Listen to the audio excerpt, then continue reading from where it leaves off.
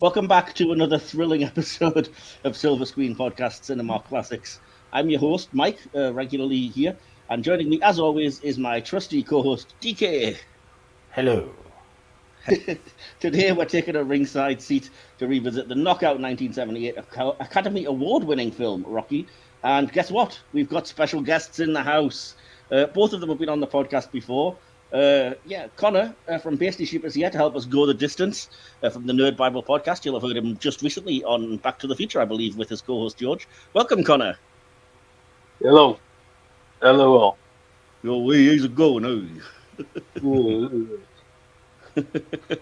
George couldn't be here because sadly somebody broke his thumb for not being able to make a payment, so he'll be back soon, I'm sure. He was on the long shot. What can I say? Gets on one's money. You can pay up. I've lost the accent. I'll fix this. Yeah, you got sick of George asking to reduce you to Gaza. And we are joined by another guest you will have heard her actually on Cinema Classics. It was probably the last time she was here. Please welcome back Sandra Eavenson. Welcome, Sandy. You're a bum. You're all bums. I'm not a bum. Don't call me. Hi. Yeah, the last time you were here was 2001: A Space Odyssey with Ken, I think, wasn't it? Yeah, that was a while back.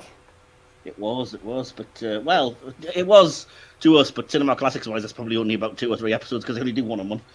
Yeah. So now, if you've ever wanted to know what it feels like to run up the steps of the Philadelphia Museum of Art with Dinner Flying Out blasting in the background, then you're in the right place. Because today we're going 12 rounds with the Italian stallion himself, diving into the heart and soul of a film that made us all believe in the underdog. So grab your gloves, put on your best sweatband, and maybe keep a raw egg or 2 nearby for that authentic trading vibe. Just don't blame us if you actually drink them. We're about to step into the ring with Rocky, so let's get ready to rumble. I couldn't resist that. Yeah.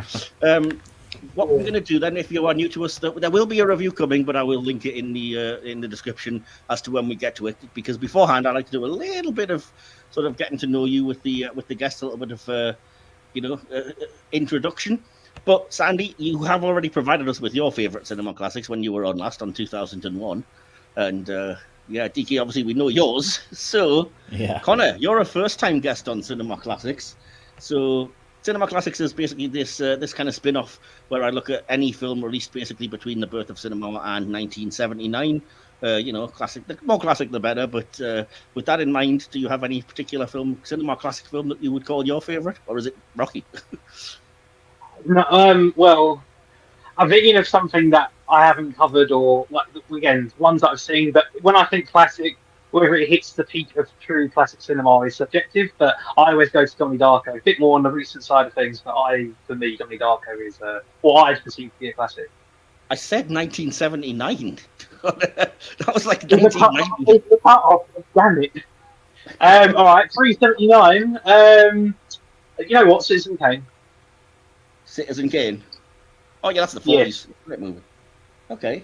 That's allowed. You've surprised me there. I'm surprised you've even seen Citizen Kane, to be honest. Well, what's that supposed to mean? You're surprised. He's not a bum. He's not a bum, Mike. I didn't mean it like that. I mean, very few of our generation have really seen it, and if they have, they tend not to like it, like DK, who prefers Ghostbusters. I'd rather watch Ghostbusters. But yeah, that's fair enough. That's a bit classy. I guess that fits the theme. You're not a meathead, not a thirk. So yeah, awesome. Well, that deals with that. So basically, what I want to do now is go around and, as we always do, ask everybody what their first experience of this particular film was, and if you can remember it, and what your initial impressions were. Either coming out the cinema or whenever it was you watched it. I don't know, turning off the videotape, what have you. So, Sandy, I'm going to come to you first, if you don't mind, and ask what your experience was of this. I believe my first experience of this was just seeing my dad watch it, and I was just not interested at all. I was born when it came out. Wow. So, I just remember I remember it being a favorite of his, though, and my mother loved Sylvester Stallone. So it was on a lot. I do remember that, but it wasn't until much, much, much later that I started appreciating it. Okay, fair enough. So your parents were kind of watching it, and you weren't involved in their love, and then it kind of grew on you, maybe. So, fair enough. I can understand that. What about you, Connor? There isn't a particular time frame. It definitely was not the cinema, unfortunately. Yeah. I don't know. I remember sort of recalling it. I just want to say like early pre-teens, like I want to say 11, 12, in the living room with my family. It wasn't any particular reason. It was just kind of like, oh, like let's just sit down. This is on. It was just it's been on plenty of times. And it was just one of those where I watched it, appreciated it then. I've gone and watched it a couple more times in my life, and especially like for this. And each time I've gone back to it, I appreciated it with more fondness. So there's no particular fancy story. It was just one of those occasions where we all sat down, watched it together in the living room, and it sort of made everything sense. And I guess that jump that we led into it, like this isn't sorry, Mike. This isn't like the film that launched or made boxing as mainstream as it was, but obviously without this, boxing wouldn't be on my radar as much because of this. So yeah, I mean, I think one of the common misconceptions about it is that it is a boxing film, because particularly the first one, I think there's comparatively little boxing actually involved. Really, there's a lot more to it. I mean, it is still a sports film, and it is still about that ultimately, but yeah, it gets a lot more boxing related, I think, as the series goes on. But no, I mean, discovering films that way is the best. If you discover it, watching with your parents one time, or just on a random night or something, that's some of the coolest explorations of films. So cool. DK, what about you? I haven't asked you yet. When did you first come across Rocky? I watched it on TV with my parents at a young age. This one and Rocky 2, they were kind of on every so often, to the point where I actually sometimes confuse what scenes are in what movie. I do that as well. Yeah, I was waiting for the chicken chasing scene when I rewatched Rocky, and I was it's bloody confusing. So just that really. I always had kind of a fondness for it. Watched them as they were released on VHS. I don't think. Oh God, yeah, I did see one at the cinema, and that was 5. Oh dear. Yeah, I know. I kind of got into it in the early 2000s. Rocky, got the game on GameCube. I actually started up boxing because of it. Didn't last long, but yeah, always kind of been a fan. Awesome. My story is very similar. It's one of those rare kind of film franchises that both my parents like. So it was kind of one of the, since my birth, it was one of the video sets that we always had around, the Rocky sets. Obviously, probably, I say since my birth, it was probably a while later because it was like the set of 1 to 4 or 1 to 5. So it was after that it came out, but they were always around. So we owned them on video, and then obviously, the DVD sets came out and we started buying them then. And I've got loads of fond memories of me and my cousin Stuart just watching through them, back to back, watching through all of the first 5, and then just kind of chatting through the quote unquote boring parts, and then getting really hyped up during the actual fights and stuff. And watching them that way during a big kind of sleepover is certainly one way to digest these movies, and it's fun, I'll tell you that. But yeah, so I've got loads of memories attached to these, and I've owned it on DVD. I've now got 1 to 4 on 4K with Rocky Balboa on the way, and I did see everyone since Rocky Balboa at the cinema, so that the 3 Creed films, and even the Rocky 4 director's cut that came out a couple of years ago. So I love these films. They're very personal to the family and to me, and I think it's been a long time since I've seen the first one specifically, and like you, I think the first and second, there's slight melding together in my brain of those two, because the rewatchability factor, I think, is really more Rocky 3 and 4, and I've seen them so many times because, again, probably like you, if they're on TV, they're only 90 minutes long and they just hook you in. So if I'm flicking through the channels and Rocky 3 or 4's on, I'm watching it for the rest of the time then. But anyway. So that'll move us on from that little introductory section then into the behind the scenes, which is how we always start. If you're new to the podcast, so you just want to know how we do things, we always break down our reviews of the movie into sections. So we start with a little BTS, and then we go into things like acting and writing, plot, direction, VFX, special effects, production design, music, etc. But it's only a rough way to keep our notes together, and if the conversation flows a different way, we will just follow the conversation that way, like Rocky chasing a loose chicken, except that's in the wrong movie. That's the second one, apparently. So starting with a little bit of behind the scenes info, I've split it between myself and DK so that you're not just hearing one of us droning on, probably me, the entire time. And DK, I believe I've got you the first half to kick us off with this. You have, yep. Rocky entered development in March of 1975 after Stallone wrote the screenplay in 3 days. It entered a complicated production process after Stallone refused to allow the film to be made without him in the lead role. United Artists eventually agreed to cast Stallone after he rejected a 6-figure deal for the film rights. Principal photography began in January 1976 with filming primarily held in Philadelphia. Several locations featured in the film, such as the Rocky Steps, are now considered cultural landmarks. With an estimated production budget of under $1 million, Rocky popularized the rags to riches and American dream themes of sports dramas which preceded and followed the film.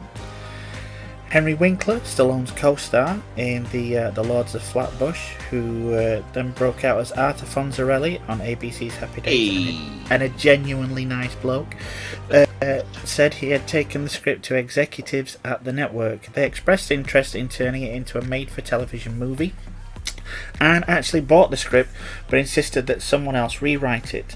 Upon hearing the news, Stallone begged Winkler not to let ABC change writers, so Winkler went back to the executives and offered to return the money in exchange for the rights. While ABC refused at first, Winkler said he was able to use his status as one of its biggest stars at the time to convince them to sell the rights back. Rumour has it that he just whacked a wall and a jukebox started playing music and they all just fell to their knees. And I can believe that. Philadelphia-based boxer Joe Frazier has a cameo appearance in the film. Outspoken boxer Muhammad Ali, who fought Frazier 3 times, influenced the character of Apollo Creed. During the 49th Academy Awards ceremony in 1977, Ali and Stallone staged a brief comic confrontation to show the film did not offend Ali. Frazier has claimed that some of the plot's most memorable moments, such as Rocky's carcass punching scenes and Rocky running up the steps of the Philadelphia Museum of Art as part of his training regimen, are taken without credit from his own real-life exploits. Interesting. Cool. Because of the film's comparatively low budget, members of Stallone's family play minor roles in the film. His father rings the bell to signal the start and end of a round. His brother Frank plays a street corner singer, and his first wife Sasha was the stills photographer. Other cameos include former Philadelphia and then Los Angeles television sportscaster Stu Nahan playing himself, alongside radio and TV broadcaster Bill Baldwin, and you'll appreciate this, DK, Lloyd Kaufman, founder of the independent film company Troma, who appears as a drunk in the film. Nice, I didn't know that. Yeah, did you spot him? Because I never do. I keep forgetting. No, I didn't. No. Diana Lewis, then a news anchor in Los Angeles and later in Detroit, has a minor scene as a TV news reporter.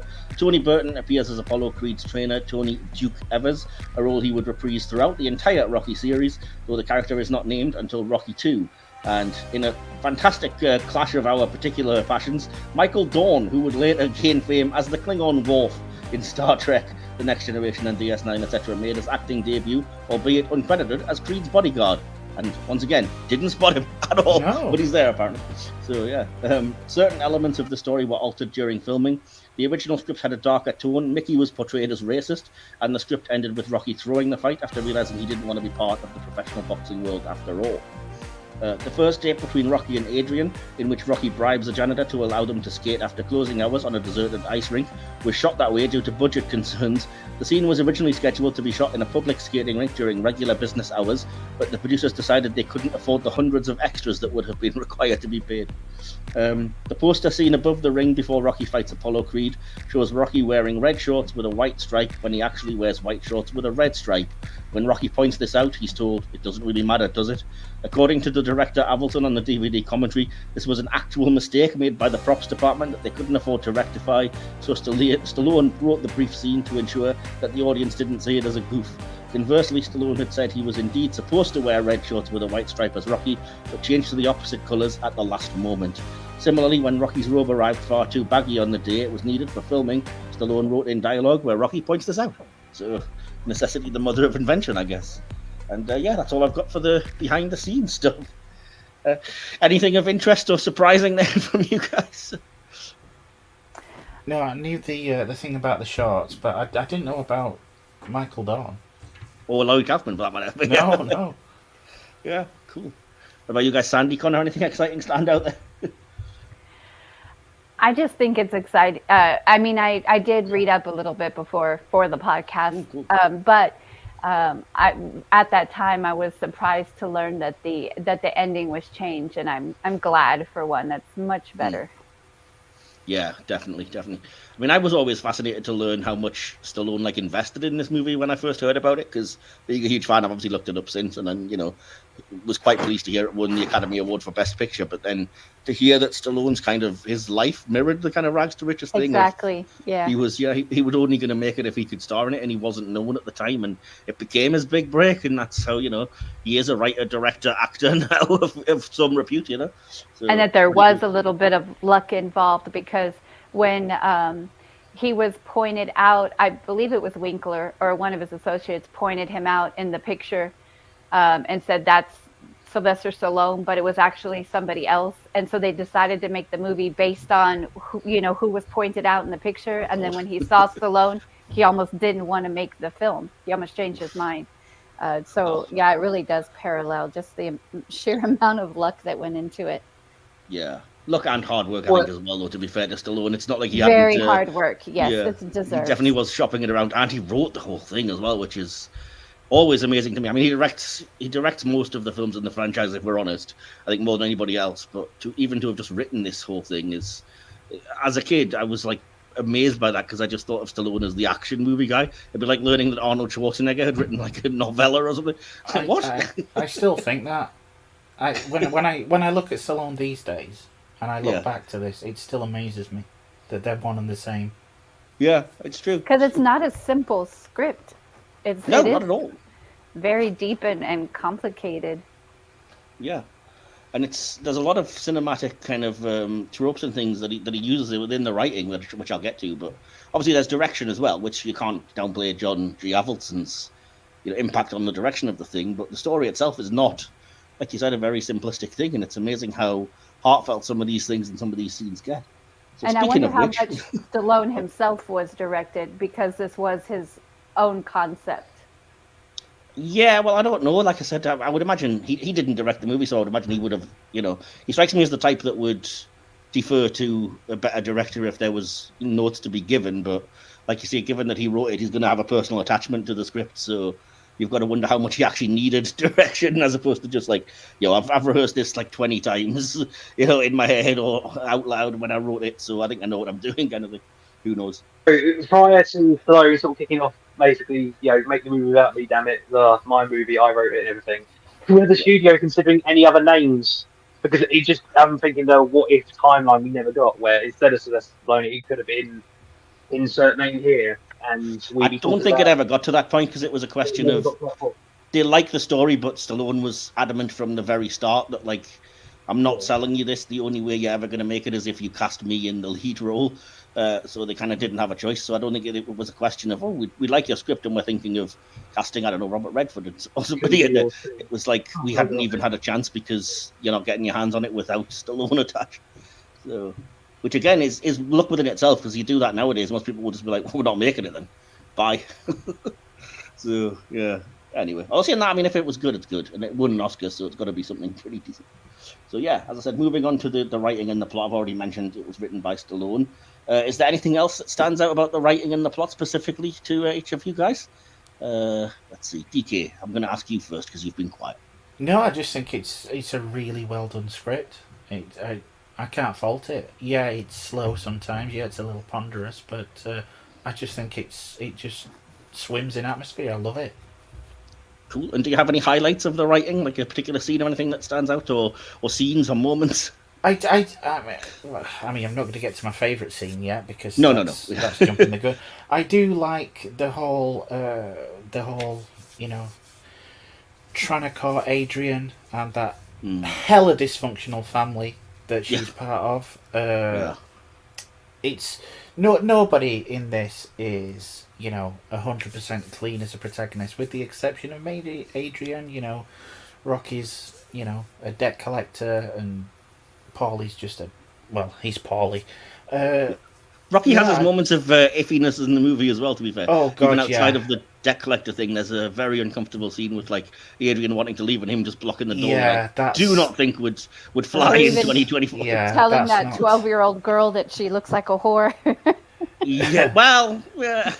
I mean, his heart was in the right place, but He didn't say she looks like a whore. He said that if you start talking like that, then people Her will start referring to reputation you makes her look in like that way. one. In the Yeah. reputation procedure, it's not about what you do. It's Just hold off a minute, and I'll hook up with you in a few films. a few. I mean, 5. It's I think it's just a very good script, and I love Mickey. I love Burgess Meredith. I mean, I know I'm jumping ahead to the acting, but I think they give him some good lines. There's some good interplay between him and Stallone as a character. I kind of hate Mickey in this one. It's so much different. He gets to be so much nicer in the other films, but in this one, it's just like he's such a dick. Wake up, you son of a bitch! Yeah, you just love Mickey from Rocky 5. You know it. No, I mean, I love him anyway, and it gets there in this film when he actually reveals what his chip on his shoulder is. But it's one of those kind of it's a film trope that pisses me off no end, where it's just like you could solve all of this by just literally saying what you feel outright. So he's doing. But he's a guy, and guys don't do that, especially in a gym. I get it, but it's like the passive aggressive. Oh, I've given you a locker up because somebody else better needs it, and you're a crap fighter, and you're fighting 2-bit bums and all that. And then as soon as Rocky gets the big title fight against Apollo, he's like straight at his door, like, "Hey, how's it going? My favorite guy. I'm gonna manage you." Yeah. Oh yeah. Bit opportunist of you, isn't it, Mickey? Wow, Michael, you do a good Burgess Meredith. Get up, Batman. That probably is years of watching Batman the 66 TV series. Say, move your little chicken asses. Say that. Move your little chicken asses.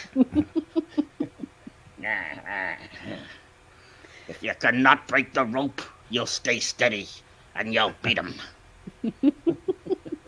I imagine your face looking like Popeye right now. You're a bum. It's a waste of life. Anyway, so I got carried away when that's an impression I can vaguely do until it's running to the ground. But no, I mean, yeah, I get what you're saying, and that is part of the writing. Like every character, it sounds churlish to say, but every character goes through some growth. Like nobody's really the same at the end of the movie that they were at the start, and that applies to Mickey, which is why I bring it up, obviously, because he learned what his issue is with Rocky, and he kind of comes to terms with it, and Rocky does as well, and there's understanding there by the end at the very least. But it's kind of like, again, because we bleed the first 2 films together so much in our heads, I remembered more of Mickey than there is in this one, and there really isn't enough for me of him training Rocky once you see that relationship established. And I know we get that anyway later in the later movies, but I would prefer a little bit more of that in this one if I'm being hypercritical. But that's not the story that's being told. It is focused, I think, predominantly on Rocky and Adrian and getting their lives together. It's more that love story than anything else, and I can appreciate that kind of laser focus, I guess, as well. It's a wonder they gave the supporting cast anything to do, which is a rarity in that kind of film from this era, but they did. So yeah. Anyway, enough rambling from me. What about you, Sandy? Did you have anything that stood out in the acting, the writing or the plot of the film? I agree with DK, and just to say that that there were flawed characters, and that was a choice.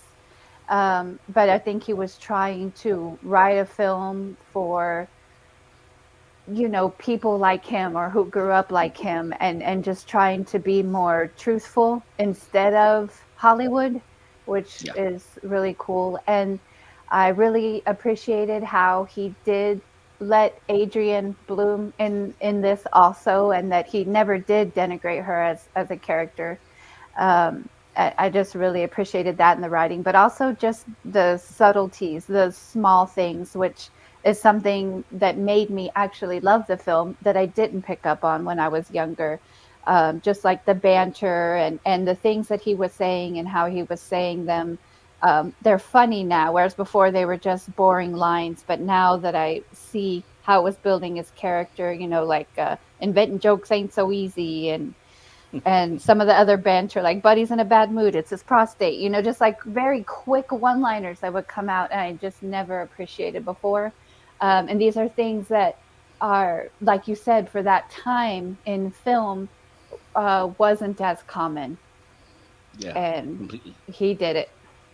Yeah, and to that point, I think there's one of the favorite things about the writing, and I suppose the acting, is just the charm that Stallone imbues Rocky with. Yes. It's he knows that Adrian's shy, and he's never he's never annoyed at her, and he never sort of treats her badly. And when when the other guy starts calling her like mental health slurs, he's having absolutely none of it, and he's going to kick the crap out of the guy because he's like, it's not on being that way, and he's always like charming to her because even though she's shy, he's very extroverted. So it's little things that like sort of ring true to life, like when he's trying to talk to her in the shop, and she's like, head down, and they're looking at each other through the birdcage in that well-directed scene, and he's just yapping away, and then like, oh, I lost the fight, I did this and that, and she's kind of uninterested a bit, but maybe just a bit shy, and then he's like, I tell you what I'm going to do, I'm going to come back, I'm going to make another joke up, I'm going to tell you another joke tomorrow, it'll be great, and it's kind of little banter like that just strikes you as true to life, but you would probably cut from a film script if you didn't want to bring that reality to it. It's just like, well, that's not, but it is because it kind of builds up, Even though he was like that, he was never full of himself. In fact, quite the opposite. Yep. They were similar in that way. But it was, as you mentioned, she was more introverted. He was a little bit more extroverted. And it's like he was trying to say with Rocky's limited vocabulary that they fill in the gaps. Basically, opposites attract. And he literally does say that. Yeah, she fills holes. Yeah, completely. Yeah, I love that. And there's one scene in particular that stands out to me that I really love in terms of like the way that he treats Adrian and kind of letting her come to her own choices in her own time when he kind of invites her in and she's like, I've got to go. And like, instead of being forceful or aggressive or anything, he's just like, yo, come in, and just opens the door and leaves it. And it's like, it's her choice at that point. I'll wait for as long as it takes her to come to it. And it's kind of like, I really appreciated that on a level of, it's kind of a sweetness. There would be nothing stopping her going home, but he was like, if she's gonna decide to do it, it has to be her choice, and she has to be brave enough to go for it. And it's a little subtle thing, but I was just like, oh yeah, I appreciate that as well. Anyway, Conor, what about you? Anything stand out in the writing and the plot? I'm not trying to jump ahead to scenes or anything in particular, but you guys have sort of on things that I didn't appreciate, like Sandy was saying. There was things that I didn't really notice until on this rewatch, like the whole dynamic with their relationship, the way Sylvester is chatting to her in the shop, and she's being sort of nonchalant, unresponsive at the beginning. Yeah, it's down to shyness, and slurs and things that are referenced throughout the film that sort of gives you an uncomfortable sort of feel. But again, it doesn't shy upon the realism that is in the writing and the script. Like, it is all things that I'm not saying everybody is like, but the amount of situations where even if you're sort of romantically interested in someone or not, like the amount of, someone's trying to make an effort with somebody, and it takes, these things take time and development, and, you're putting yourself out there and being vulnerable and opening up, and the other person taking the time to appreciate that you're being genuine and all that. But that is stuff that, rings true to life in whatever dynamic, whoever you're the person you're interacting with. It's just, everything you touched upon about he could have been a brutal, intimidating boxer. If this was done today, or if it was more of a modern film, it would have focused on more of the abusive side. Rocky at the books, you will come in. Like, he could have easily gone in like a darker direction, but the fact that, again, it's all from Stallone. He is like a big Italian, limited vocabulary gentleman at this point. It's just, If I say in this one, Rocky 1, I think he's got more material vocabulary as it goes on. I think one of the things about the character is that there's actually more depth to him there. I think he's more intelligent than people realize, and there's kind of it's not as evident in this one as you kind of get it as you progress through the movies, but I mean it is there. The little scenes of him like putting on his glasses and writing in his notebook, even though it's for like the scummy debt collector guy, it's kind of. He genuinely does seem to care, Yeah. Anyway, sorry, you were saying, Conor? No, literally, like I'm sort of got it in the background. I'm rewatching a couple things now, but like, it's smooth. He's just smooth. He's a big, friendly, not tall giant in this. Absolutely. And to your point, I mean, you're right. It could absolutely have went darker. In a modern film, it might have been like the perils of dating a boxer and he's abusive and whatever else. But equally, it could have also been like super cheesy rom-com, and it could have been a matter of, he meets Adrian and she immediately falls head over heels for him, and it's on first meeting she's immediately changed her life forever. But the fact that it's that gradual, they know each other and it's an actual kind of courtship, and it progresses slowly because it would, because of the nature of who they both are. I think it lends to both of them as characters a believability, and it makes you more affectionate for them, because it's not just boy meets girl falls immediately in love kind of thing, Yeah, hyper realism. Yeah, exactly, hyper realism. It's just nice. Like you say, by the time you get to those points in the script, in the plot, you feel for it more. It's amplified, and it's sweet. It's nice. Yeah, completely. So yeah, I mean, suffice to say, there's loads of iconic lines in the movie which are part of the kind of the writing, the dialogue, etc. So one of the things that I wanted to shout out, and I'll probably go around and just ask if there's anything that stands out to you guys particularly. One of the things that I think sums up the characters really well, and I've never really noticed before. It's only one line, but it's basically after Paulie has like thrown the turkey into the street, and then sort of she's forced, I guess, in a way, but then decides to go out with Rocky, and they're leaving, and she's obviously all sad about it, and looking at the the bird on the snow, and Rocky's like, well, I wasn't bothered anyway, it's all right, it's only turkeys. And she just says, well, it was Thanksgiving, and his response of just, yeah, to you, but to me it's Thursday, I think says so much about those two characters in one line. And I'm just like, oh dang, that's weirdly heartbreaking in a way, because this guy obviously hasn't got any family to hang out with or friends or anything like that, and doesn't have anything special going on. He's just doing his best to live his best life and progress and win every fight he can, I guess, in many ways. Yeah, I like how the dialogue does kind of show him as someone, like you mentioned, it's not that he's not smart or intelligent, it's more just like he doesn't have the exposure or education, more like when he says, are you close to the general public or are you close to everybody? That kind of thing. Yeah. When Adrian's brother says, I want you out of here instamatically. Yeah. Same scene. Hey, Paul, you wait a few films, I'll buy you a robot. Don't worry about it. And he's just showing like a very, maybe slightly under blue collar style of living in Philadelphia, that time. I'll get to that when we hit the production design and stuff, because that apartment is filthy.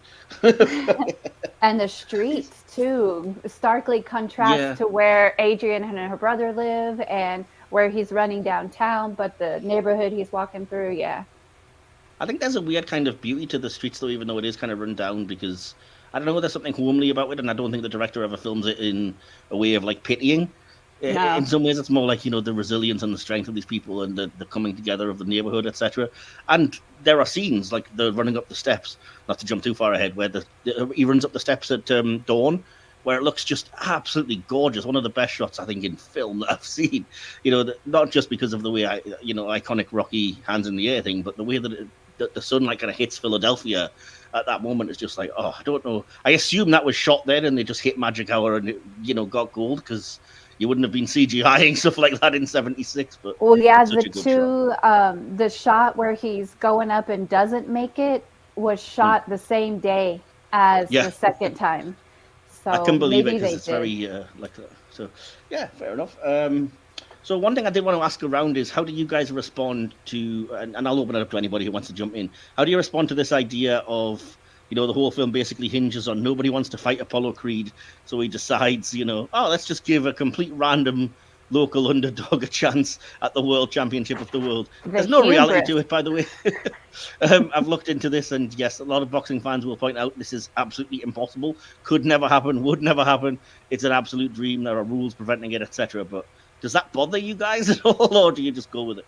I just go with it. Yeah. Fair enough. You've got to have a suspension of disbelief. No, so I'll just say I let it go. I'm on with everyone, just let it go. I mean, it absolutely would not happen in the slightest, but it is what it is. Yeah, fair enough.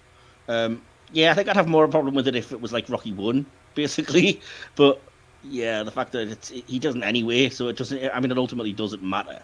And like you said, you've got to accept it. It's a rags to riches tale. You've got to have a way in for this, and okay, it might not be strictly believable, but it's a movie at the end of the day. It's not a documentary about boxing, so I forgive it, I think, on that level.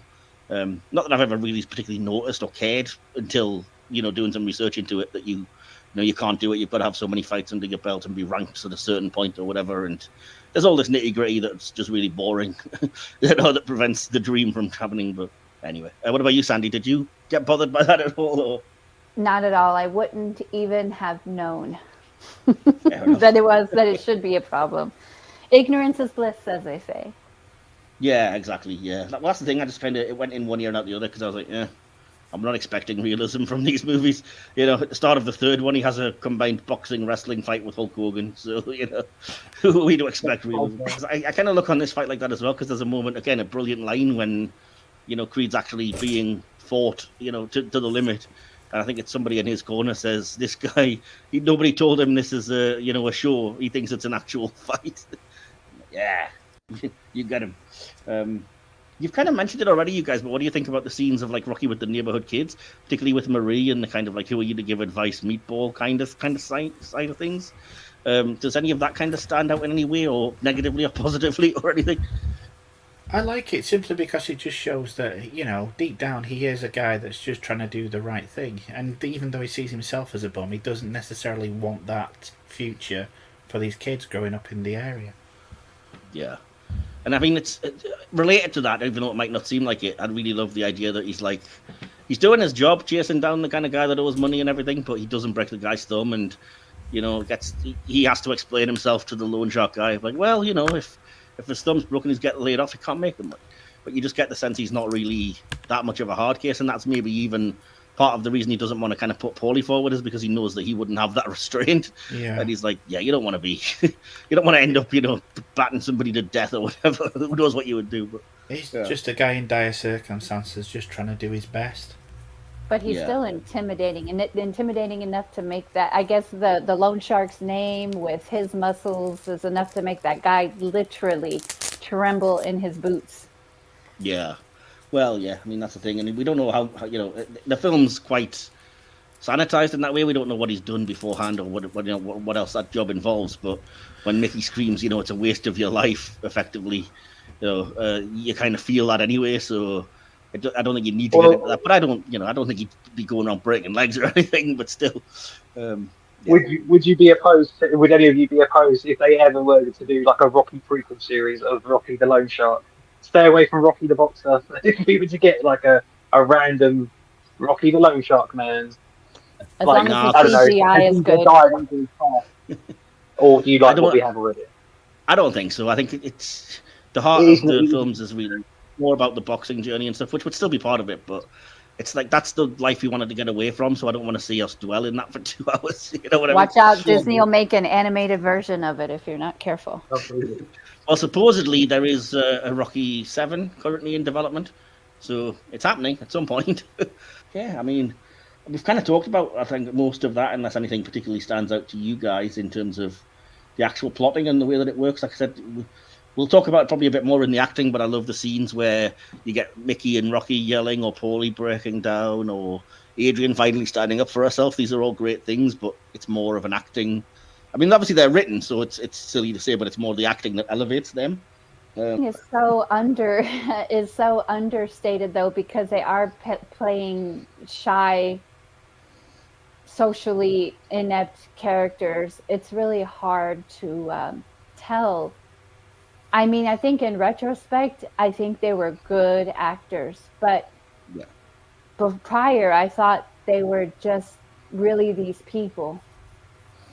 Yeah, I see what you mean. Like the realism is the point on a lot of it, and so you don't feel like you're watching a performance, but at the same time, I think that makes that's exactly what I'm trying to say. Big epic dramatic scenes, it makes them all the more impactful because they're finally, I don't know, opening up, or they're finally letting their feelings out.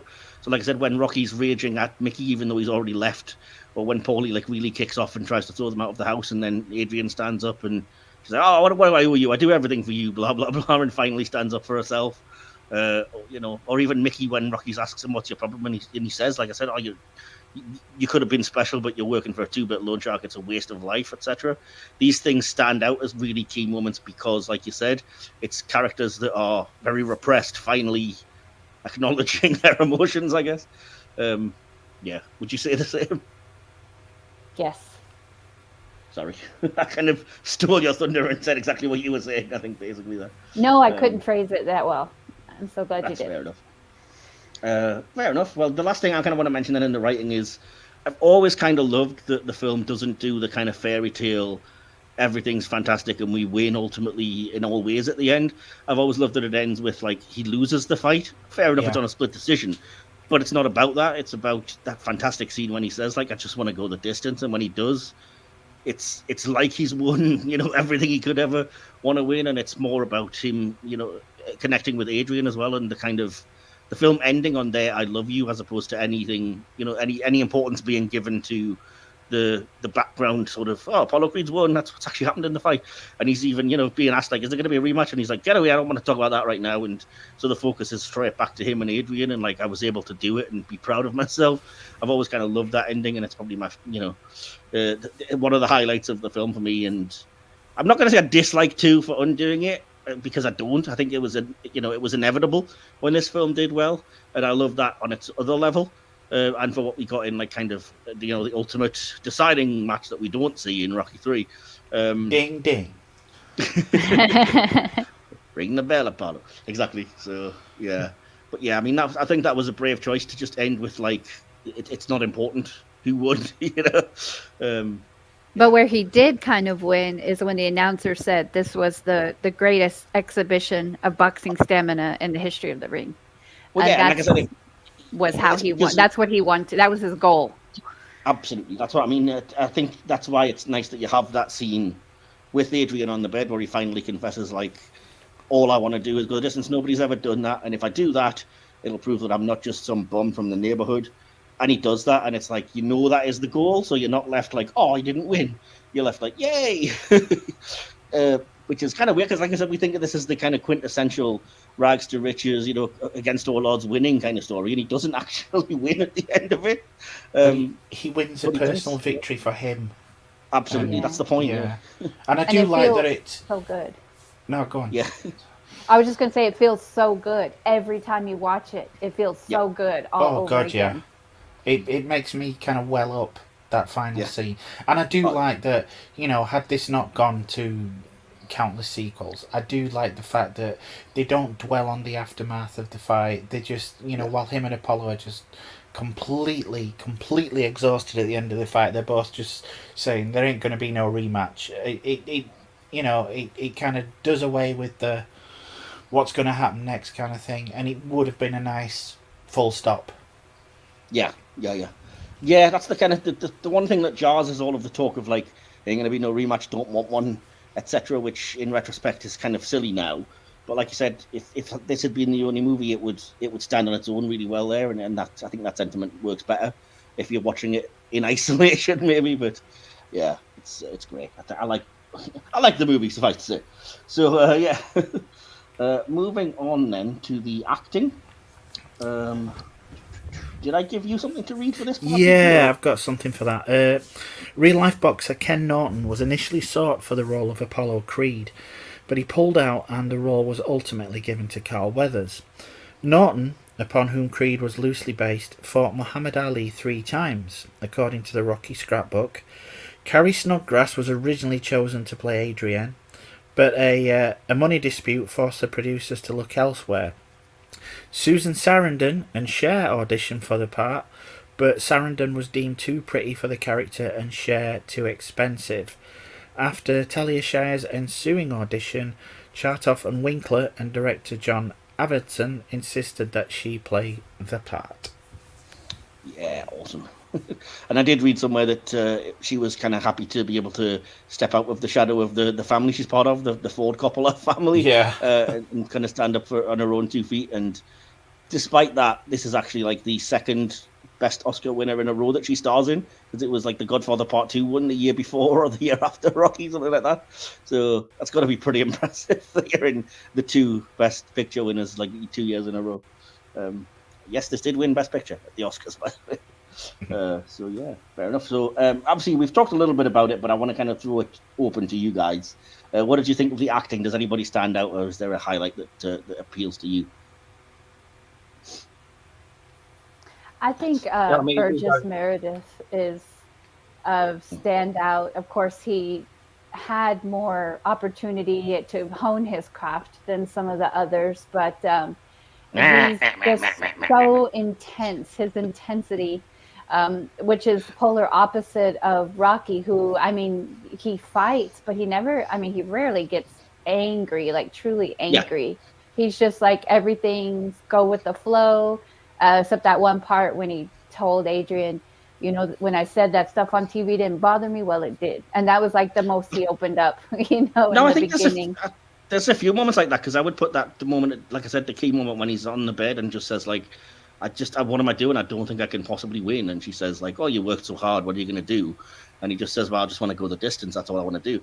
But he does confess, like, those moments to Adrian and to DK's point. Sorry to interrupt you, Sandy. It's That's like, okay. it's the stereotypical kind of, you know, repressed bloke type thing where he would never admit his feelings. But when he gets closer to Adrian, he actually does reveal the truth of things, you know. And all the characters do that. Like you said, Mickey does that when Rocky finally confronts him about, like, why are you being such a jerk?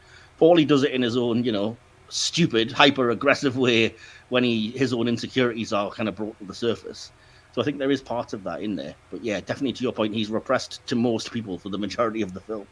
So yeah, you were saying, sorry. Just that, you know, that's why I appreciate Burgess, or why he's a standout for me, because he's just intense from beginning to end in the whole film. Yeah, he's definitely a good presence, and I think probably at the time, the most seasoned kind of veteran actor that was part of it. Yeah, but I wanted to bring that to light as well, because there's such a moment where it doesn't even make sense, because it shouldn't really hit as hard as it does. But it's his response to when Rocky's actually having a go at him and he's still in the apartment, and just says something like, oh, what about you? You had your chances, blah, blah. What about mine? Nothing's working, blah, blah, blah. And he just turns around and Mickey just goes, I'm 76 years old. And that's all he says.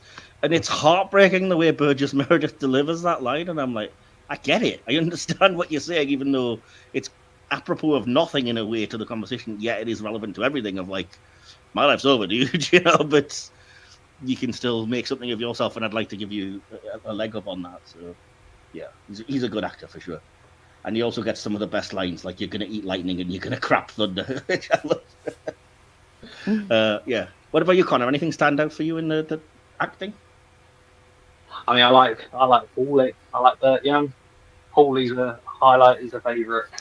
Yeah, you end up you hate him, but you are supposed to. I think is the point. So. Yeah. No, but I also kind of want more of him, and luckily we get more of him to come. So. Oh yeah. But I mean, you hate him and you pity him at the same time in a weird way. Exactly. As well. Yeah. There is like pity sympathy. Yeah. Paulie's an interesting one. Yeah, I like Paulie. Yeah, cool. So he'd be your standard. What about you, DK? It's another vote for Burgess. Fair enough. Yeah, I will say, like, just to touch on everybody, obviously I think Stallone is the key here. You know, like I said, he imbues Rocky with such charm and such likability that I don't think the film would work if anybody else was in the lead, or if anybody else was playing this differently, because it is and it is partly because it jars with his, I don't know if you would say established kind of star or whatever, because it wasn't really in existence, but it jars with, you know, the way he looks and the way he talks is seemingly counter to the way he actually acts and what he says, and his kind of deep down intelligence and empathy, I guess, in a lot of ways. So I love that character from the start. Yeah. In fact, yeah, one of the earlier demonstrations of that is when, you know, right before he offers to walk Adrian home from work, and she's like, no, thank you. But he kind of, in a way, walks her home, because as he leaves, he like clears the streets of bums. He picks that one guy up and gets him out of the way so she won't be, you know, harassed on her way home. He just takes care of it. Yeah, that's what I mean. There's a lot of stuff like that where it's like, it's obvious that he's got affection for Adrian, but he doesn't push, because he knows that you don't do that with somebody who's, like, you know, chronically shy anyway. So he lets her kind of come to her own bravado whenever it's necessary. And I think that's why he's, like, kind of reacting so negatively when Paulie drags him over and he's, like, insisting. She does know I'm coming, doesn't she? She does know. And it turns out she doesn't, and he has to kind of talk to her through the door, and he keeps stopping every couple of sentences and just looking at Paulie with a look like, I'm going to freaking kill you, man. I feel like a jerk. Yeah, exactly. Which I love that. Yeah. And to that point, like, Talia Shire, I think, does a really good job, particularly in the early scenes, at being, like, the kind of shy, meek okay, it's cliche, the whole like ugly duckling, and all she's actually doing is wearing a hat and some glasses. And as soon as she gets the guy, you get the huge makeover situation, and she suddenly changes, and she never wears the glasses again, and she's not dowdy, and she's wearing fancy clothes, and even Rocky's like, oh, looking good, breaking hearts, which is a little bit cliche and cheesy for me in this particular movie. It's better, I think, with the others, but at the same time, I get it. Like, that's the story you're telling is about her coming into her power at the same as he is, and his is more about getting to boxing fitness levels and being able to stand up against Apollo and whatever. Hers is more just like being able to live your life and open up to the world. So I appreciate the outer sort of version of that. Yeah, it's as you mentioned earlier, they're both getting out of the things that are holding them down. Yeah, exactly. Whether it be the area and lack of a future, or just your brother.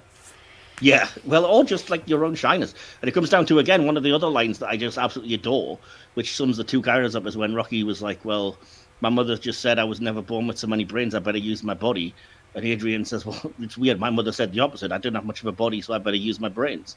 And it's like, both of your parents were jerks, first of all. And secondly, you've got to bust out of that and, realize you're the full package and not keep denigrating yourselves in that way, Yeah.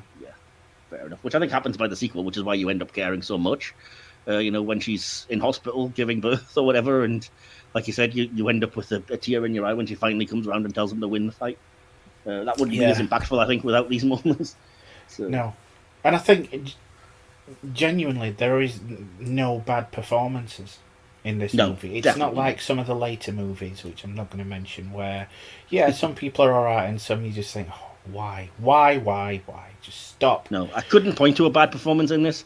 Even, there's moments where you think it might stand out. Other performances, like, for example, Apollo Creed, it doesn't necessarily fit the realism of this world, but he's not supposed to. He's meant to be flashy and extravagant and over the top, and that's the point.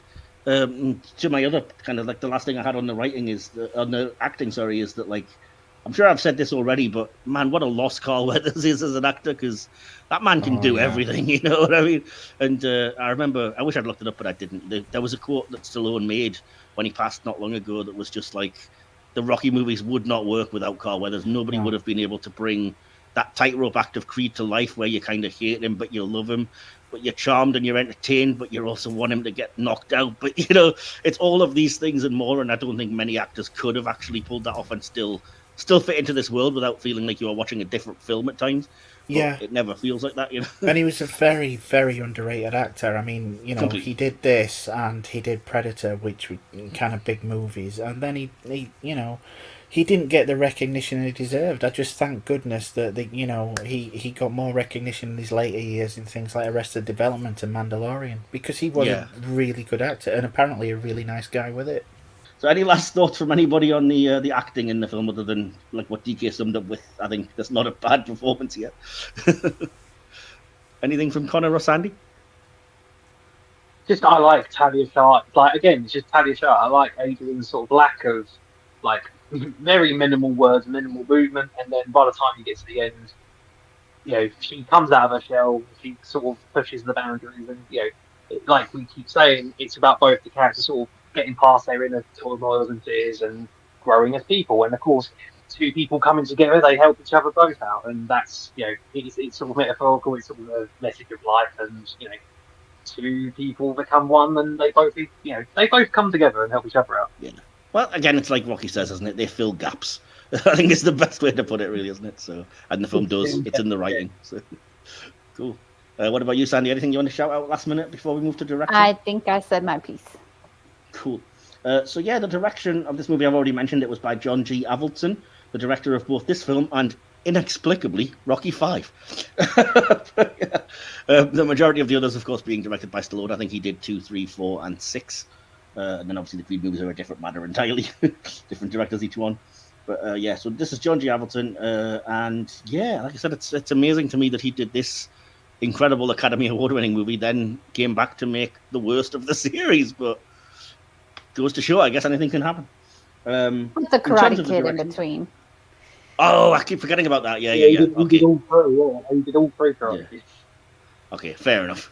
So in terms of the direction, I did want to say as well, That I noticed a lot of sort of steady cam shots tracking people in the streets and stuff like that. And I will say, inventor Garrett Brown's new Steadicam was used to accomplish smooth photography while running alongside Rocky during the film's Philadelphia street training sequence and the run-up to the Art Museum's flight of stairs, now colloquially known as the Rocky Steps. It was also used for some shots in the fight scenes, and you can see it at the ringside during some wide shots of the final fight. Rocky is often erroneously cited as the first film to use the Steadicam, although it was actually the third after Bound for Glory and Marathon Man. So if you're ever in a pub quiz, now you know that little bit of trivia. So yeah, other than that kind of little bit of information, does anything in particular stand out from the direction, or any scenes that you made a note of or that you thought stood out? Sandy, I'm going to come to you first, because why not? I thought that the boxing was really shot well because of just how you were able to see everything, how you were able to follow the boxing. In fact, it was shot and shown so well that you can actually see him missing in that first fight. Yeah. You can see him missing the face, but I appreciated how it was shot and that I, as a non-boxing fan, could follow, really well what was happening in the match. I also thought, and I don't know if this fits in here, but how we got a very good layout of the neighborhood. So it kind of felt like home, how he went from this place to this place, how when you went to the pet store and then walked across the street, you're like, oh, I didn't realize, the boxing club was right across the street from the pet store. But then you kind of just get like the layout of this little corner of his neighborhood. And I just really appreciated that when it came to filming scenes and how they were cut together. I'm glad you said that, actually, because it's something that I noticed and couldn't quite verbalize, and you're exactly right. I think it makes all the difference that you actually follow Rocky's journey. It's not a question of he leaves the house, we cut the scene, and he arrives at the destination, opens the door to the next place. We actually see him walking out the house, walking through the streets, going to where the places are.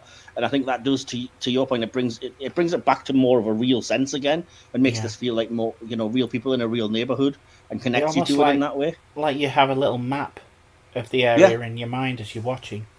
Exactly, yeah. And like I said, it makes it feel more real, so it's not just a film set, it is the streets of this place, the streets of Philadelphia, not to quote Springsteen. So and the familiarity with how when he does approach his own apartment, how he reaches out and swings around the stairs there like he's done it 100 times before. Yes, it's really amazing, all the little subtleties that mattered to them. And I even wonder if it was written into the script, and that's why besides that character was so important to him, if that's why it was so important for him to be attached to the film, because he had these things in his mind. Maybe. Yeah, we'd have to interview, obviously, Stallone and the director, and I didn't do enough research. Okay, let's do that. The director's commentary. I mean, I'd love to. Believe me, I'd love to. But like I say, one day I will get around to listening to all there's 3 audio commentaries on this first film. And I'm like, I don't have time to listen to 3 audio commentaries. And I don't want it to, colour my opinion or anything that I'm jumping into. It would be kind of sucky if I'm just repeating what they say in the commentary on the podcast. So I don't want to do that anyway. But if you are interested, I think one of them's the director. One is Stallone and Burt Young, maybe, or something like that. And then one of them's a boxing commentary type thing. I forget. But yeah, there's several behind the scenes things on the movie. What about you, Conor? Anything from the direction stand out? The boxing was cool, but again, you can say about all of these boxing, Rocky films, all the boxing in all the films are cool. Especially the modern cinematics in Creed. I like the way Creed's fights were shot in particular. But again, that's going off topic slightly. It's all solid. I like you say, you keep touching on every other point, but I like how, again, you get a sense of the world building, because it isn't just cut, arrive at place, or we don't need to see him walk down the road and you see everything. We keep touching upon, you get a sense of the world building in Rocky's perspective, because you see it all. This film doesn't seem to shy away from anything. It's just impressive that it's done by Stallone himself. Again, all right, this one isn't, but written by Stallone. Again, I forget the credits that he contributed as well as being the main actor. It's mental, really. He wrote it, I don't know, he's probably a producer on it or something, but yeah, he wrote it and he's obviously the star. And as you said, I mean, as Sandy alluded to, we don't know how much of this he was responsible for kind of I don't know, helping direct or second unit directing or whatever, because it's his, it's very rare you get the lead actor who wrote the movie, so he could have potentially brought some stuff to that, you don't know. But yeah. It's a point that both Connor and Sandy brought up. Actually, the boxing scenes are directed not only well, but in a way that is accessible to people that aren't familiar with the sport or aren't really interested in the sport. When you primarily, this film gets compared with obviously Scorsese's Raging Bull, and when you look at the boxing scenes in that, they're freaking brutal. And I don't think that approach would have worked in a tale like this. And I think Avildsen did a really good job of making it accessible. He doesn't glamorize it, but it is a lot less brutal than, say, Raging Bull. And I think he did a good job with that, with those scenes. Yeah, I like the boxing scenes in this, but on a rewatch again, it was surprising to me how little of the film are actually devoted to that. Like, the actual montage and the fight are the last half hour of a 2-hour movie, and the fight itself is only like the last 15 minutes or so. So there's very little of it, and I think there's a point where it starts. I mean, I appreciate the director doing this, the way that he kind of fades out between the rounds and kind of to show you, like, rather than you're not going to sit through a 12 or 15 or whatever it is fight. No. So it shows you like the things progressing by just fading out and back in, and I'm sure we've all seen versions of this montage where they'll be fighting and then the card will cross the screen with like round 2, which doesn't happen here, but it's basically the same idea, So it's a shortcut, But I mean, it's the film is more about the people than the actual sport compared to things like Raging Bull. But I think memory plays a big part, because I remember there being a lot more boxing in it when I did see it as younger. Having said that, I think necessity being the mother of invention, because that's also, I don't know if it's the first ever example of it, but it could well be the first time you use a montage to kind of show, improvement from one point to another. I'm trying desperately not to just quote the Team America song now, but the first thing that you start off, smoking, you're a bum, you can't make it up the steps. Then you show a montage of your training regiment and the various things, and conclude with like, now you can conquer that obstacle. You're up them steps, and that's something that's been used to death ever since, because it is just so effective. Oh God, yeah. I mean, it's cliched now, but this was the thing that really kicked off those kind of montage scenes. Yeah, and it does it incredibly well. I mean, what we're going on about this, there's not a lot of boxing in, but it does it so it doesn't outstay its welcome. I mean, you have an audience who at that point is kind of hooked. They want to see what goes on, but you don't want to just bore them to death in the last 30 minutes. And I think he made the right call with regards to montaging a lot of these.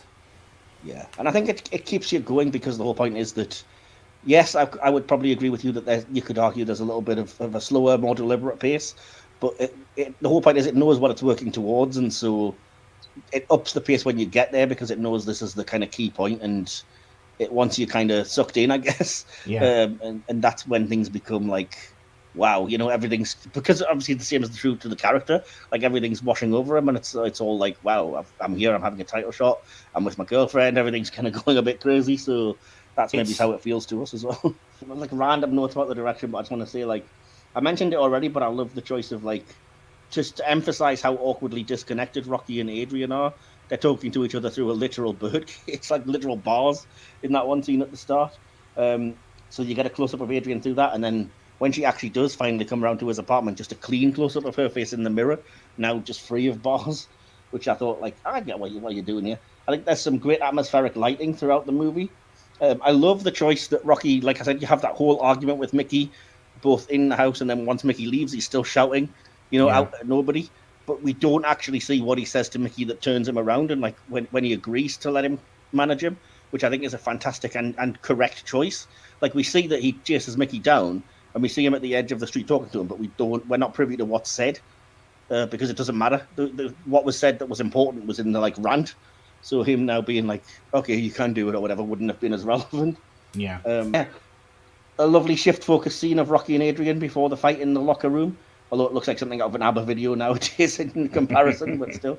The fact that they used the microphone going up and down to give you an aerial view of the boxing ring is quite genius. And at the sort of the key moment where Rocky has Creed on the ropes. You see it all through cigar smoke to give you the atmosphere, and the director cuts to show you that that's what it is. It's not like, you know, you're not imagining this, and it's not just stagecraft, but it also, you know, it achieves that goal of making it look dramatic and like, you know, oh, this is a key moment. So yeah, appreciated all of that. Shall I move on to VFX production design, etc.? I'm taking up a bit long, but you know, Yeah. we're talking about a good film, so it's fine. I have three notes really about the production design more than the effects, because, you know, visual effects in a Rocky film, there aren't many, especially in the very first one. So one thing that I did find incredible was I read that the end fight versus Apollo Creed was filmed backwards. You know, so this is a great life hack. They filmed it backwards so that they could just gradually remove the damaged makeup, like the scars and the wounds and things, instead of adding to them. Cool. Yeah, I was like, that's genius. I say it backwards. Obviously, I mean, like, each round was backwards, so you start with the last round and end with the first round, and you're clean at that point. So I was like, I love that. That's quite a clever way of doing things. The second point I would make, I've already mentioned, is just like, how filthy is Rocky's apartment? You really get, maybe because we're used to having seen, you know, down the line he's got robots and mansions and things, but like, he goes to his apartment and I'm like, there is dirt and damp and everything all over this. He asks Adrian to come and sit down on the couch, and there's empty beer bottles just on the top back of the couch. And he's got a hole in his shirt. It's so filthy. I can feel the bugs on me right now. I can feel the like ants and the nits, and I want to get out of here. Even before he has like two turtles and a bulldog living in there with him somehow. I do like that as well. I forgot about that moment, the sweet moment when he's like, "This is two turtles, Cuff and Link," and then she's just like, "Yeah, I sold them to you." Also, another poignant line right after when he talks about he had to move the mountain because it kept making them flip over. Yeah, never noticed that, but that's a good point. Yeah, sorry, DK, you were saying. Yeah, he actually owned those after filming, didn't he? He still does. I was going to say that's a random fact that I read, is that as of the last time it was reported, which was a couple of years ago, yes, those turtles are still alive and Stallone still owns them, because, you know, turtles live for like 200 years or whatever. Yeah, that is mad. Wow. Yeah, I don't know if that's still true, but certainly was in whenever it was reported. The last thing I have on this, and you know, get ready to take a drink, I guess. I always like to bring it up if there's a 4K, I think, that makes a difference to the film. Do you always like to bring it up? I love it. If it doesn't improve the quality, I tend not to bring it up because it's kind of embarrassing if it's like, well, it's roughly the same. But I will say this is an improvement dramatically on the DVD, certainly, and on the Blu-ray, and it looks so crisp. And for a 1976 movie, it looks so good in the ultra high definition format. So if you're thinking of upgrading, consider that my recommendation. Thumbs up. So, yeah. Did you guys have anything you wanted to say about the VFX, the production design, or the look of the film? The boxing makeup at the end, I think, really well done. Yeah, fantastic. I mean, I wince at the scene when he's asking him to cut his eye. Yeah. It's visceral. Out. Yes. Yeah. Yep. I wouldn't know because I can't watch it past a certain point, so I've never seen anything squirt out because I've usually got my own eye closed. Like, okay, that'll do. Oh, it's very obviously under pressure. Yeah, it's not pretty. But it's great. You're sick. I love it. Obviously, this iconic music is by Bill Conti. I think DK referenced him earlier.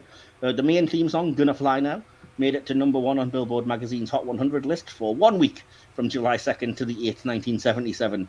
But the American Film Institute placed it 58 on its list, AFI's 100 Years, 100 Songs.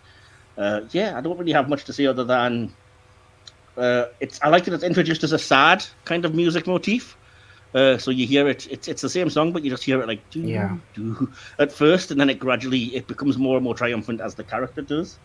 But I don't like that during Creed's entrance the music drowns out the dialogue, so I did not hear what the heck the commentators were saying. Other than that, I just have the note that Frank Stallone's song "Take You Back" is also on the soundtrack, and he sings the song in the movie with the other friends around a trash can fire.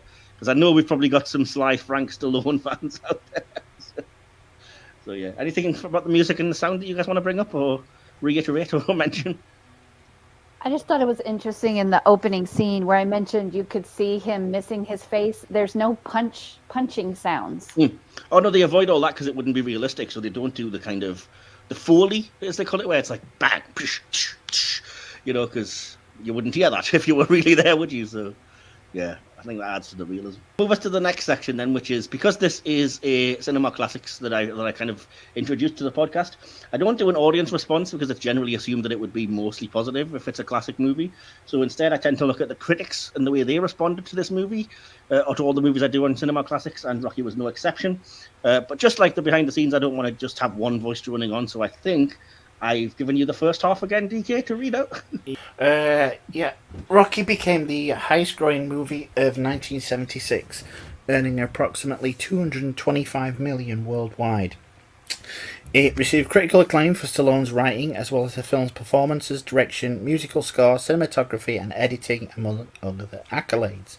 It received 10 Academy Award nominations and won 3, including Best Picture. It's also been ranked by numerous publications as one of the greatest films of all time, as well as one of the most iconic sports films ever. Rocky and its theme song have become a pop cultural phenomenon, an important part of 1970s American popular culture. In 2006, the Library of Congress selected Rocky for preservation in the United States National Film Registry for being culturally, historically, or aesthetically significant. I feel like that should become our next new drinking game, because we've seemed to bring that up. We say this on everything, don't we? Yeah, with its maybe more on your films. With its production budget of just under $1 million, Rocky is notable for its worldwide percentage return of over 11,000%. Yeah. It was the highest-grossing film released in '76 in the United States and Canada, and the second highest-grossing film of 1977, behind Star Wars. Which, fair company to be in, I think. Review-wise, Rocky received positive reviews at the time of its release. Roger Ebert of Chicago Sun-Times gave it 4 out of 4 stars and said that Stallone reminded him of the young Marlon Brando. Box Office Magazine claimed audiences would be touting Sylvester Sly Stallone as a new star. Frank Rich liked the film, calling it almost 100% schmaltz, but favouring it over the cynicism that was prevalent in movies of the time, though he referred to the plot as gimmicky and the script heavy-handed. Several reviews, including Richard Eder's, as well as Canby's negative review, compared the work to that of Frank Capra. The film, however, did not escape criticism. Vincent Canby of New York Times called it pure 30s make-believe in modern times. The film enjoys a reputation as a classic and still receives nearly universal praise. However, on the review aggregate website Rotten Tomatoes, the film holds a 92% approval rating based on 75 reviews with an average rating of 8.4 out of 10. The site's critic consensus says, "This story of a down-on-his-luck boxer is thoroughly predictable, but Stallone's script and stunning performance in the title role brush aside complaints." Again, I don't think it is predictable, given the ending, but okay. Metacritic, which uses a weighted average, assigned the film a score of 70 out of 100, based on 14 critics, indicating generally favourable reviews. The positive online reviews came from the BBC Films website, with both reviewer Almar Havliderson and BBC Online users giving it 5 out of 5 stars. And in Stephen J. Schneider's 1001 Movies You Must See Before You Die, Schneider says the film is often overlooked as schmaltz. And that's all I have for the critics' response for that one. So, okay, cool. So we've talked about the movie, so all that remains is for us to give our kind of final favourite things and then our conclusions. So we begin, as always, with our favourite character, moment, and line. So we'll go around one at a time and ask each one individually. So, DK, I'm going to start with you for fun. Who was your favourite character in the movie and why? I know what everybody's expecting, but me to say, but I'm gonna have to go with Rocky, because he is that down on his luck type character, and you see his arc. He lifts himself out of where he began, and I do appreciate the rags to, well, not quite riches, but a better way of life for him. Yeah. Who did you think we were expecting you to say? Burgess Meredith? Yeah. Okay, fair enough. What about you, Connor? What was your favourite character in the film and why? I think I'm going to go Adrian. Okay, that makes sense. I mean, that's, go lead. Yeah, no, Adrian, because you could say everyone else because of certain moments in performances, but because I think Talia Shire's portrayal is so minimal and the character's portrayal is minimal until the latter half of the story. I just think that in itself Because if this was again a more modern setting, a more modern film, you would eventually their patience would be intolerable, and you'd be like, "Oh, what's the point of this character?" But with this, you get the story. You don't question. You don't look at her and think, "When's she going to say something?" When something gets said, you get that big relief and payoff, and it's satisfying when she does eventually come out of her shell. So for that, it's Adrian. Awesome. I can't fault you for that one. What about you, Sandy? Who was your favorite character and why? Rocky was my favorite too, because just because he's always going around, like DK said, he lifts himself up, but he also lifts up literally everybody else around him. Like, he lifts up the neighborhood, and he's just the heart of the whole thing. He's the heart in everybody's lives. It kind of brings them to life. What would Paulie be or have without Rocky?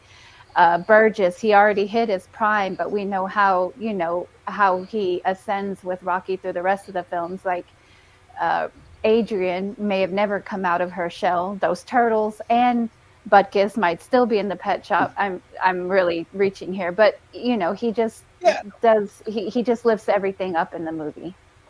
Yeah, and I mean, even after Paulie's been a real jerk and Adrian's moved out and everything, he still lets him. He says, "Oh, if you can make money out of my name, make it," and then lets him, sponsor his robe and whatever else. So he's always there for other people, I think, as well. So cool. Yeah, similarly, I said Rocky. I did give this a lot of thought and just thought, like, there isn't another character that really overpowers Rocky, and that's it's good in a way because it's his film. He's the title character, and I do think he does stand out because it's all about him and his life and his journey. And Stallone, like I said, just imbues him with charm, a reality, and a relatability that makes you really root for him. Which again, if you don't do that, the film fails. So I think you've kind of got to give him kudos for that. So yeah. And what was your favourite moment or scene, DK, in the movie? It's gonna have to be the montage ending up with the street running the steps. Oh, cool. Good stuff, just inspirational, isn't it? It's iconic. Absolutely, yeah, absolutely. What about you, Conor? Briefly, I like the ice skating scene. Okay, cool. Yeah, that is a good scene too. So many good scenes in this film. Awesome. Like you say, that's where you see the difference between the two characters. Like one you mentioned earlier about the whole, basically Sylvester Stallone's got more of a body than brains, and Adrian says, I've got more. Parents say, whatever the exact line, I can't remember, which said so much, but same thing. You see the differences between both. And then again, it's just funny seeing her skating and then him just kind of surprisingly not tripping. You see him about to trip at one point, but then him just kind of awkwardly sliding / running on the ice. So yeah, I don't know. It's short and brief, but it just the first arm I place. Yeah, no, I think that is a good point, and like you said, something I hadn't considered, the idea that even within that scene they're different because she's on skates and he's just running alongside her. So yeah, cool. So what about you, Sandy? What was your favourite moment or scene? It was actually several, but it was always something I mentioned before, but the walking around the neighborhood scenes, the little things that are happening, the people he's stopping and talking to, for whatever reason, it's just, it invokes that homey feel to me. Yeah. It's actually what draws me to the movie more equal to the message and to the inspiration is just that home feeling. When there's movies that you go back to because they just have that feeling, that warm feeling, that's the part that I think did it for this movie. And it's just kind of my favorite scenes, my favorite moments. I was wondering what DK meant that some of the scenes were bogged down, because I don't think it was the street scenes, but I was curious what scenes he meant. But the street scenes, something's always happening. They're talking, they're having a conversation, but also they're just in their familiar streets. Yeah, I don't know what you mean. I can't remember DK saying that now. Was I just not listening? I didn't say that it's ponderous sometimes, and I just meant in the fact that. Okay.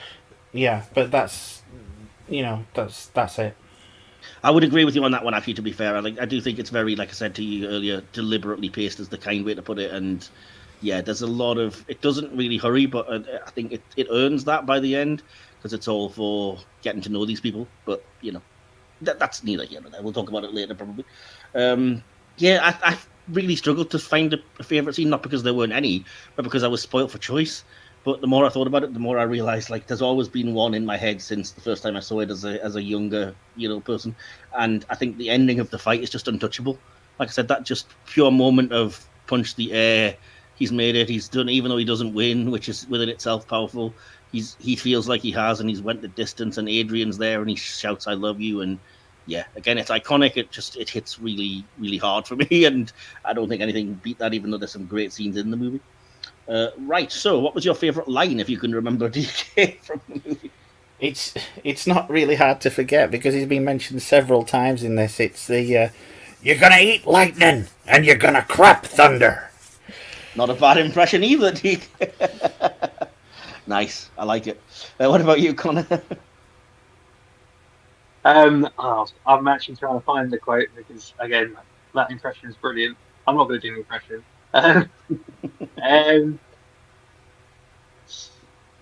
Sorry, I mean, this ain't it at all. But where is it going? I literally just had it. I'll break both arms so they don't work for you. Oh, everyone, you're just loving the Mickey quotes, I guess. What about you, Sandy? Are you going to give us a Burgess Meredith impression? No. I liked that. It's kind of a longer quote, but kind of a scene that you mentioned earlier where they're talking and he says, he doesn't think that he can do it, but that he said, nobody's ever gone the distance with Creed. And if I can go that distance, you see, and the bell rings and I'm still standing, I'm going to know for the first time in my life, see, that I weren't nothing but just another bum from the neighborhood. Just that he was... I've got you, by the way, because that's my favorite line, and I have it actually here, word for word. Oh, yeah. It's just really... It sets his sights for the end fight, and it's just so inspiring. It's the whole movie in a nutshell in one line, which is just, it's rare and it's really powerful. But yeah, the whole thing is, come on, Adrian, it's true, I was nobody. But that don't matter either, because I was thinking, it really don't matter if I lose this fight. It really don't matter if this guy opens my head either, because all I want to do is go the distance. Nobody's ever gone the distance with Creed. And if I can go that distance, you see, and that bell rings and I'm still standing, I'm going to know for the first time in my life, see, that I weren't just another bum from the neighbor. Yeah, very good dialogue. Stallone's a good writer, man, for all the crap that he gets. So that will round up almost everything except the business of our conclusion and our score out of 5 stars, as we always do. Let's see. My conclusion's quite long, so I probably want to finish with that one. So we'll come to you first, Sandy, for your conclusion and score, please. I gave this an 8 out of 10, though I wouldn't... Oh, I'm sorry. Well, we go out of 5. That's right, I forgot. 4 out of 5. Yeah, I mean, 4.5 out of 5. It's wow, okay. Not the best movie I've ever seen, but big it's difference. Really, really good. And as an art piece for me, the way it makes me feel and the fact that it does it every single time I watch it is why it's so great, because everything culminated into making me feel that way. So that's why I think so highly of it. Yeah, I can't disagree with you on that one. That's fantastic. 4.5, very good score. Connor, what about you? Conclusion and score, please. I think I'd give it a 5 out of 5. Close to think of 10. Yeah, no, mainly because it's just details that I never would have noticed when I watched it, like when I was younger. And again, there's lack of boxing. The boxing's actually only in the last 14 minutes of the runtime. It's crazy that very little boxing's in it. But again, it's just the world building, it's the realistic approach to the script and the writing. And again, it's blaming Sylvester Stallone's film. Luckily we have gone beyond just praising Stallone. But it's the first of a really strong franchise. Minus Rocky 5, I've liked every single installment. And again, the franchise continues to get stronger. But it all is because of the original, you might say. And it's because of this one. So this one's amazing. Brilliant. Yeah. DK, what about you? Do you have a conclusion and a score? Yeah. Like I mentioned earlier, looking at the Stallone today, I'm always amazed that this film exists. It's a work of art, really, to be fair. And considering Stallone not only acts his ass off, but wrote this thing, is, to me, oft times unbelievable. Avildsen gives us a gritty fairy tale story, not quite with the perfect happy ending that everyone expects, but with one that the characters themselves deserve. It's backed up by career-defining performances by Young, Shire, Weathers, Meredith, and the aforementioned Stallone, and a really unforgettable Conti soundtrack that's now iconic. Rocky is a feel-good film before those words lost all meaning, and I'm going to give it 4.8. I'm going to be the awkward one today. Well, you're not going to be the only one, but okay. Adrian was also very awkward. Adrian was? Very awkward. I get you. Oh, terrible jokes, Andy. Terrible. Okay, I'm distracted because I'm trying to come up with, because I know what my score is, so I'm coming up with the final score as well. But anyway, my conclusion and my score, I said it's a truly iconic movie that set the template for sports movies, underdog stories, slice of life drama, and a franchise that's still going strong after almost 50 years, 6 movies, 3 spin-off films, and 2 director's cuts. As is often the case with older movies, there are some moments that haven't aged well, but you can't deny the power of the story Stallone wrote or the impact by that final bell. I comment on pacing a lot, and this one leaves me torn. It does seem perhaps a little slow, deliberate, as I've said, and overlong, but I recognise that's pretty much all necessary character scenes. Perhaps controversially, I do think that as the series goes on and introduces more cheese, the films get not necessarily better, but definitely more enjoyable and more fun. That said, this is the original, and it does the groundwork to make the sequels matter. There's also so much iconic dialogue, stellar performances, stunning direction, great music, and so much bloody heart. Watching it back, it's almost surprising how little the supporting cast seems to feature, but you can see why they got more to do later. Key dramatic scenes with Adrian, Paulie, and Mickey are all the best acted and most impactful in the franchise, and I've always loved that the ending isn't about being a fairy story of winning against impossible odds, but it's about proving to yourself that you can stand up and be counted, and ultimately it's about being brave in all ways, including self-actualizing and accepting love. A film worthy of going the distance, but now I really want to keep going and watch the sequels. And I racked my brain and ultimately did come up with a very Sandy-esque score of 4.25 out of 5. So I also was awkward to take. So putting those together, dividing them by 4 to give us our, and then rounding up, because why not, to give us our final score then, gives Rocky a final score of 4.6 out of 5. Pretty bloody good, I would say. Yeah, can't really say fairer than that. Doesn't quite win on points, but there you go. Yeah, I don't know, man. I think it's not going to be the highest of the cinema classics, but it's up there.